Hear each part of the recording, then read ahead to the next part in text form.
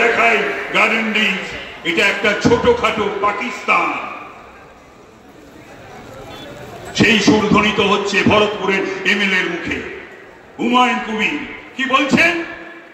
বলছেন যে আমরা 70% মুর্শিদাবাদে, 30%কে ভাগীরথীর জলে ফেলে দেবো। শুনতে হবে এটা ভারতবাসী হিসাবে, বাংলার মানুষ হিসাবে। তারপর তাকে গ্রেপ্তার করা হয় না।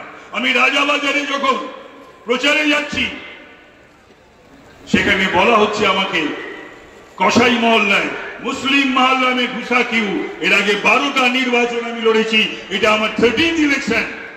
আমি কন্টেস্ট করছি, কিন্তু কখনো একথা শুনিনি। তাই আমি আমার বক্তব্য আর দীর্ঘ করব না।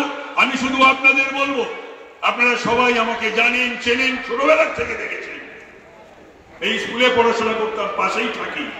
আপনারা এই যে 1 জুন, এই 1 জুনে আপনারা আমাকে পদ্ম ফুলে ভোট দিয়ে একটা পদ্ম ফুল মোদিজির হাতে তুলে দেবেন। আর মোদিজি 100টা পদ্ম ফুল ভারত মাতার চরণে নিবেদন করবেন। আর আমাকে 5 বছরের জন্য আপনারা সেবা করার সুযোগ করে দেবেন। ভারত মাতা কি?